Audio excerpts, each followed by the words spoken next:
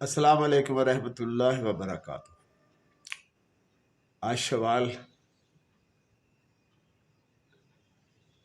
کی 2 تاریخ ہے۔ ماشاءاللہ موسم بدل رہا ہے اور بہت پیارا بہار کا موسم ہے۔ کل کی عید بہت اچھی گزری۔ اب ایک بڑے عرصے سے میں اس کے اوپر بہت مطالعہ کیا ہے، بہت لوگوں سے پوچھا ہے، بہت اس پہ گفتگو کی ہے، لیکن آج تک یہ مسئلہ میں تو نہیں حل کر سکا۔ دیکھیے، اس دنیا میں مختلف تہوار ہیں، ہر مذہب کا تہوار ہے، ہر فرقے کا تہوار ہے، مختلف تہوار ہے، اور یہ تمام کے تہوار جتنے بھی تہوار ہیں یہ سب کے سب ان کا دن مقرر ہے۔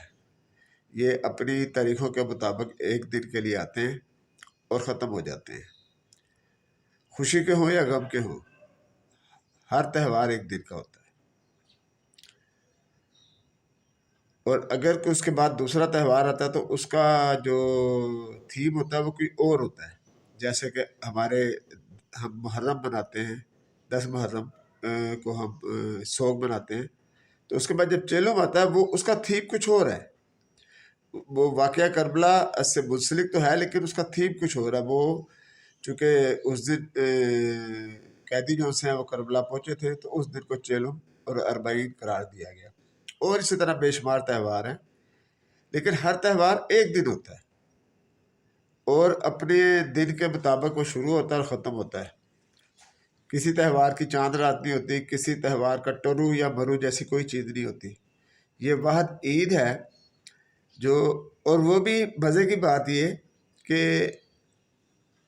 میں نے کہیں نہیں سنی، میں نے عید کئی جگہ پر ایران میں نے منائی ہے اور مختلف جگہوں پہ منائی ہے، یورپ میں منائی ہے، ایک ہی دن ہوتی ہے۔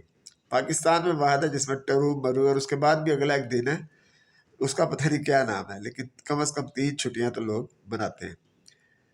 تو یہ ٹرو مرو کہاں سے شروع ہوا؟ یہ کس زبان کا لفظ ہے اور اس کو توڑ مڑوڑ کے کس نے بنایا اور کب سے یہ بنا، کیا مجھے نہیں سمجھ آتی اس کی۔ تو تمام احباب سے درخواست ہے اس مسئلے کے اوپر تھوڑا سا روشنی ڈالیں اور بڑے والے بلب کی روشنی ڈالیں۔ خاص طور پہ علماء کرام سے درخواست ہے کہ اس کو ذرا سنجیدگی سے لیں۔